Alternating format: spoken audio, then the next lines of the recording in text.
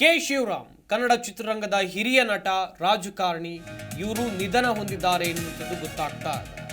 25 ದಿನಗಳಿಂದ ಆಸ್ಪತ್ರೆಯಲ್ಲಿ ಚಿಕಿತ್ಸೆ ಪಡಿತಾ ಇದ್ರು. ಬಹು ಅಂಗಾಂಗ ವೈಫಲ್ಯದಿಂದ ಕೊನೆಯುಸಿರೆಳೆದಿದ್ದಾರೆ ಶಿವರಾಮ್ ಅವರು. ನಾಳೆ ರವೀಂದ್ರ ಕಲಾಕ್ಷೇತ್ರದಲ್ಲಿ ಅಂತಿಮ ದರ್ಶನಕ್ಕೆ ವ್ಯವಸ್ಥೆಯನ್ನ ಮಾಡಿಕೊಡಲಾಗಿದೆ. ಇವತ್ತು 4:15 ಸುಮಾರಿಗೆ ಕೊನೆಯುಸಿರೆಳೆದಿದ್ದಾರೆ. ಪಾರ್ಥಿವ ಶರೀರ ಅವರ ಮನೆಗೆ ರವಾನೆ ಆಗಿದೆ.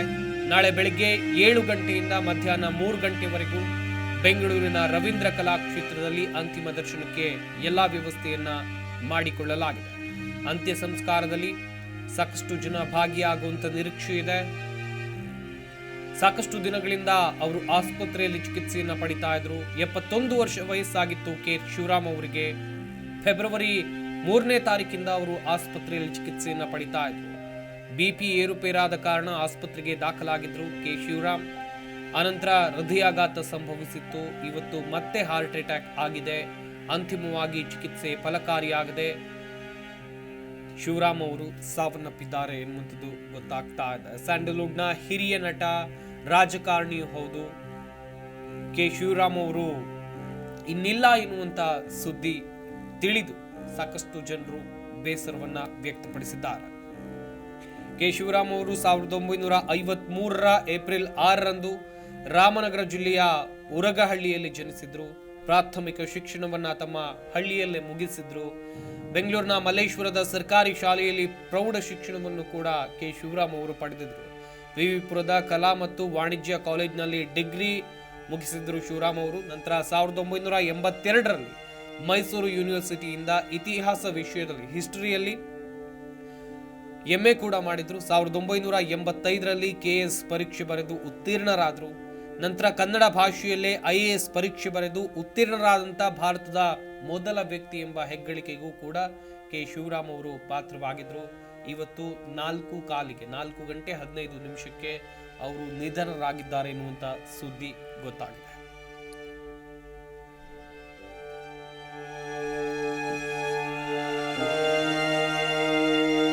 ಈ ಬಗ್ಗೆ ಇನ್ನಷ್ಟು ಮಾಹಿತಿಯನ್ನು ಕೊಡ್ತಾರೆ ನಮ್ಮ ಪ್ರತಿನಿಧಿ ಯಶೋಧ. ದೂರವಾಣಿ ಸಂಪರ್ಕದಲ್ಲಿ ಜಾಯಿನ್ ಆಗ್ತಾ ಇದ್ದಾರೆ. ಯಶೋಧ, ಸಿನಿಮಾ ರಾಜಕೀಯ ಕ್ಷೇತ್ರದಲ್ಲಿ ಸಾಕಷ್ಟು ಸಾಧನೆ ಮಾಡಿದಂಥ ವ್ಯಕ್ತಿ ಕೆ ಶಿವರಾಮ್ ಅವರು ಇನ್ನಿಲ್ಲ ಎನ್ನುವಂಥದ್ದು ಗೊತ್ತಾಗ್ತಾ ಇದೆ. ಹಾಗೆಯೇ ಅವರ ಅಂತಿಮ ದರ್ಶನಕ್ಕೆ ಯಾವ ರೀತಿಯಾದಂಥ ವ್ಯವಸ್ಥೆಯನ್ನ ಮಾಡಿಕೊಳ್ಳಲಾಗಿದೆ? ಎಸ್, ಸಂಪತ್ ನಟ ಮತ್ತು ನಿವೃತ್ತ IAS ಅಧಿಕಾರಿ, ಜೊತೆಗೆ ಅವರು ರಾಜಕಾರಣಿ ಕೂಡ ಹೌದು. ಕೆ ಶಿವರಾಮ್ ಅವರು ಇನ್ನಿಲ್ಲ. ಹೃದಯಾಘಾತದಿಂದ ಇದೀಗ ಶಿವರಾಮ್ ಅವರು ಮೃತಪಟ್ಟಿದ್ದಾರೆ. ಬೆಂಗಳೂರಿನ HCG ಆಸ್ಪತ್ರೆಯಲ್ಲಿ ಶಿವರಾಮ್ ಅವರು ವಿಧಿವಶರಾಗಿದ್ದಾರೆ.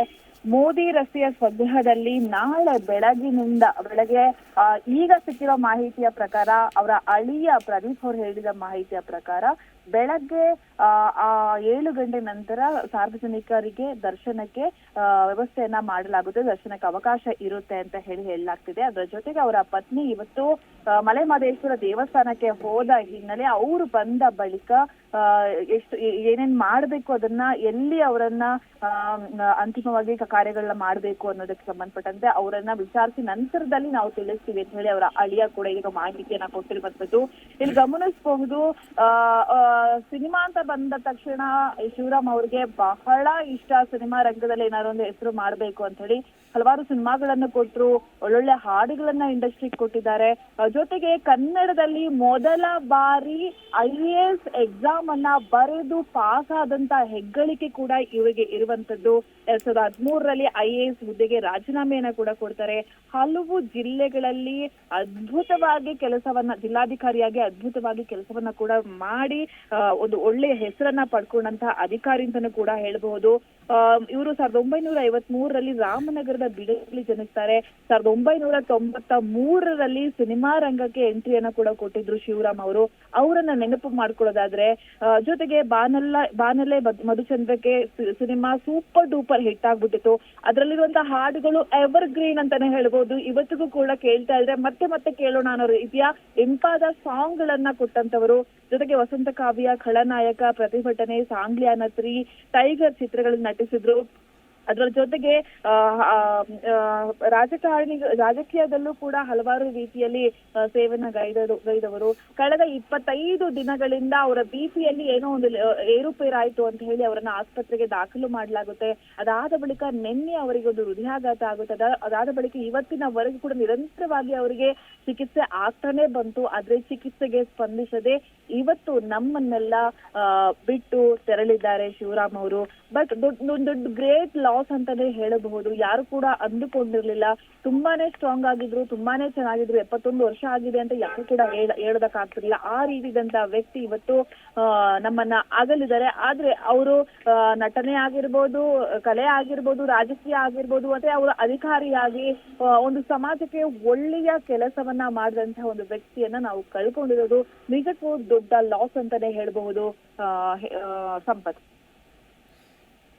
ಯಶೋಧ, ಇನ್ನೊಂದು ಕಡೆಯಲ್ಲಿ ಅಂತ್ಯ ಸಂಸ್ಕಾರದ ಬಗ್ಗೆ ಕುಟುಂಬಸ್ಥರು ಏನಾದರೂ ಮಾಹಿತಿಯನ್ನ ಕೊಟ್ಟಿದ್ದಾರೆ ಹೇಗೆ ಯಶೋಧ? ಈಗಾಗಲೇ ನಿಮ್ಗೆ ಹೇಳಿದ ಹಾಗೆ ಅವರ ಪತ್ನಿ ಮಲೆಮಹದೇಶ್ವರ ದೇವಸ್ಥಾನಕ್ಕೆ ಹೋಗಿದ್ದಾರೆ. ಸೊ ಅವರಿಗೂ ಕೂಡ ಮಾಹಿತಿ ಇರ್ಲಿಲ್ಲ. ಇದ್ರ ಜೊತೆಗೆ ಮಧ್ಯಾಹ್ನವೇ ಕೆಲವೊಂದು ಮಾಧ್ಯಮಗಳಲ್ಲಿ ಅವ್ರು ಇಲ್ಲ ಅನ್ನೋ ಸುದ್ದಿ ಹರಿದಾಡಿತ್ತು. ಈ ಹಿನ್ನೆಲೆ ಅವರು ಅವ್ರ ಮಾಧ್ಯಮಗಳ ಮುಂದೆ ಅವರ ಅಳಿಯ ಖುದ್ದಾಗಿ ಬಂದು ಯಾಕೆ ಈ ರೀತಿಯ ಸುಳ್ಳು ಸುದ್ದಿಗಳನ್ನ ಹಾಕ್ತಾ ಇದ್ದೀರಾ, ಏನು ಆಗಿಲ್ಲ, ಇನ್ನು ಅವ್ರಿಗೆ ಟ್ರೀಟ್ಮೆಂಟ್ ಆಗ್ತಾ ಇದೆ, 4:15 ಅವ್ರು ನಮ್ಮನ್ನ ಅಗಲಿದ್ರು ಅಂತ ಈಗ ಹೇಳಿದ್ರೆ, ಆಗ್ಲೇ ಮಧ್ಯಾಹ್ನದ ಹೊತ್ತಿನಲ್ಲಿ ಅವ್ರು ಸ್ವಲ್ಪ ಗರಂ ಆಗಿದ್ದು ಇದೆ. ಯಾಕಂತ ಹೇಳಿದ್ರೆ ಅವರ ಪತ್ನಿ ದೇವಸ್ಥಾನಕ್ಕೆ ಹೋಗಿದ್ರು. ಈ ಸಂದರ್ಭದಲ್ಲಿ ಏಕಾಏಕಿ ಅನೌನ್ಸ್ ಮಾಡಿದ್ರೆ ನಿಜಕ್ಕೂ ಸಮಸ್ಯೆ ಆಗುತ್ತೆ ಅಂತ ಹೇಳಿ ಅವ್ರು ಅನೌನ್ಸ್ ಕೂಡ ಮಾಡಿರ್ಲಿಲ್ಲ. ಅವರ ಪತ್ನಿ ಬಂದ ಬಳಿಕ ಚರ್ಚಿಸಿ ನಂತರದಲ್ಲಿ ಮಾಧ್ಯಮಗಳ ಮುಂದೆ ಎಲ್ಲಾ ವಿಚಾರಗಳನ್ನ ಹೇಳ್ಕೊತೀವಿ ಅಂತ ಹೇಳಿ ಇದೀಗ ಅವರ ಅಳಿಯ ನಟ ಪ್ರದೀಪ್ ಅವರು ಮಾಹಿತಿಯನ್ನ ಕೊಟ್ಟಿದ್ದಾರೆ. ಸಂಪತ್, ಥ್ಯಾಂಕ್ ಯು ಯಶೋಧ ತಮ್ಮೆಲ್ಲ ಡೀಟೇಲ್ಸ್ಗಾಗಿ. ನಿವೃತ್ತ IAS ಅಧಿಕಾರಿ 2013ರಲ್ಲಿ ನಿವೃತ್ತರಾದ ನಂತರ ಕಾಂಗ್ರೆಸ್ ಪಕ್ಷದ ಮೂಲಕ ರಾಜಕೀಯ ಜೀವನವನ್ನು ಕೂಡ ಕೆ ಶಿವರಾಮ್ ಅವರು ಆರಂಭಿಸ್ತಾರೆ. 2014ರಲ್ಲಿ ವಿಜಯಪುರ ಲೋಕಸಭೆ ಕ್ಷೇತ್ರದಲ್ಲಿ ಚುನಾವಣೆಗೆ ಸ್ಪರ್ಧೆ ಮಾಡಿ ಸೋಲು ಕಾಣ್ತಾರೆ. ನಂತರ ಅದೇ ವರ್ಷ ದಲಿತರಿಗೆ CM ಪಟ್ಟ ಸಿಗಬೇಕು ಅಂತೇಳಿ ಪರಮೇಶ್ವರ್ ಅವರನ್ನ ಬೆಂಬಲಿಸಿ ಕಾಂಗ್ರೆಸ್ ಸೇರ್ತಾರೆ. ಆದರೆ ಕಾಂಗ್ರೆಸ್ನಲ್ಲಿ ಸೂಕ್ತ ಸ್ಥಾನಮಾನ ಕೆ ಶಿವರಾಮ್ ಅವರಿಗೆ ಸಿಗೋದು ಇಲ್ಲ. ಇದೇ ಕಾರಣಕ್ಕಾಗಿ ಅವರು ಬಿಜೆಪಿ ಪಕ್ಷವನ್ನ ಸೇರಿದ್ರು. ಛಲವಾದಿ ಮಹಾಸಭಾದ ಅಧ್ಯಕ್ಷರಾಗಿದ್ರು. ಕೆ ಶಿವರಾಮ್ ದಲಿತ ಪರ ಹೋರಾಟಕ್ಕೆ ಹೆಸರುವಾಸಿಯಾಗಿ ಕೂಡ ಆಗಿದ್ರು ಎನ್ನುವಂಥದ್ದು ಗೊತ್ತಾಗಿದೆ.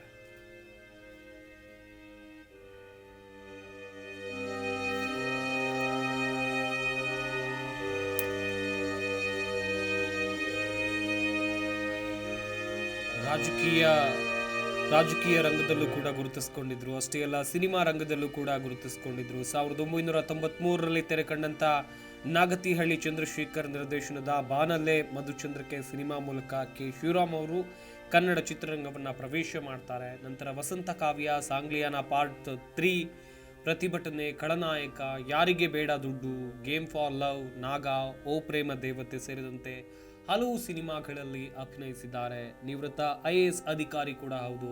ಸಾಕಷ್ಟು ಜಿಲ್ಲೆಗಳಲ್ಲಿ ಜಿಲ್ಲಾಧಿಕಾರಿ ಆಗಿದ್ರು. ಸರ್ಕಾರದ ವಿವಿಧ ಹುದ್ದೆಗಳನ್ನು ನಿರ್ವಹಿಸಿದ್ದಾರೆ. ಈ ಬಗ್ಗೆ ಇನ್ನಷ್ಟು ಮಾಹಿತಿಯನ್ನು ಕೊಡ್ತಾರೆ ಚಾಮರಾಜನಗರ ಪ್ರತಿನಿಧಿ ಸುರೇಂದ್ರ ದೂರವಾಣಿ ಸಂಪರ್ಕದಲ್ಲಿ ಜಾಯ್ನ್ ಆಗ್ತಾ ಇದ್ದಾರೆ. ಸುರೇಂದ್ರ, ಚಾಮರಾಜನಗರ ಲೋಕಸಭಾ ಕ್ಷೇತ್ರದ ಟಿಕೆಟ್ ಆಕಾಂಕ್ಷಿ ಕೂಡ ಶಿವರಾಮ್ ಅವರು ಆಗಿದ್ರು ಎನ್ನುವಂಥದ್ದು ಗೊತ್ತಾಗ್ತಾ ಇದೆ. ಕಳೆದ ಬಾರಿ ಅವರಿಗೆ ಟಿಕೆಟ್ ಸಿಗಲಿಲ್ಲ. ಈ ಬಾರಿ ನಿರೀಕ್ಷೆಯಲ್ಲಿ ಇದ್ರು ಅಂತ ಒಂದಷ್ಟು ಚರ್ಚೆಗಳು ಕೂಡ ಆಗಿತ್ತು. ಸದ್ಯ ಅವರಿಲ್ಲ. ಆ ಭಾಗದಲ್ಲಿ ಯಾವ ರೀತಿಯಾಗಿ ದುಃಖ ಮಡುಗಟ್ಟಿದೆ? ಹೌದು ಸಂಪತ್, ಏನು SLC ಫೇಲ್ ಆದಂತ ಓರ್ವ ಹುಡುಗ IAS ಕನಸನ್ನ ಕಂಡು ಅದನ್ನ ಹಠವನ್ನ ಬಿಡದೆ IAS ಪಾಸ್ ಮಾಡಿ ಕೂಡ ಹಲವು ಯುವಕರಿಗೆ ಸ್ಫೂರ್ತಿಯ ಸೆಲೆಯಾಗಿದ್ರು ಕೆ ಶಿವರಾಮ್ ಅವರು. ಅದೇ ರೀತಿ ಅವರು ಚಾಮರಾಜನಗರದ ಒಂದು ಸಂಸದರಾಗಬೇಕು ಅಂತ ಕೂಡ ಕನಸನ್ನ ಹೊಂದಿದ್ರು.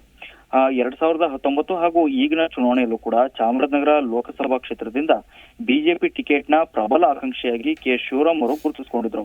2019ರಲ್ಲಿ ಕ್ಷೇತ್ರದಲ್ಲಿ ನಿರಂತರವಾಗಿ ಅವರು ಓಡಾಟ ನಡೆಸಿ ಚಾಮರಾಜನಗರದಲ್ಲೂ ಕೂಡ ಮನೆಯನ್ನು ಮಾಡಿ ಟಿಕೆಟ್ ಪಡೆಯಲು ಸಾಕಷ್ಟು ಕಸರತ್ತನ್ನು ನಡೆಸಿದ್ರು. ಆದ್ರೆ ಕೊನೆಯ ಕ್ಷಣದಲ್ಲಿ 2019ರ ಚುನಾವಣೆಯಲ್ಲಿ ಅವರಿಗೆ ಟಿಕೆಟ್ ಕೈ ತಪ್ಪಿತ್ತು. ಇನ್ನು ಈಗಿನ ಪ್ರಸ್ತುತ ಚುನಾವಣೆಯಲ್ಲೂ ಕೂಡ ಟಿಕೆಟ್ ನ ಪ್ರಬಲ ಆಕಾಂಕ್ಷಿಯಾಗಿ ಗುರುತಿಸಿಕೊಂಡು ಓಡಾಟ ನಡೆಸಿದ್ರು.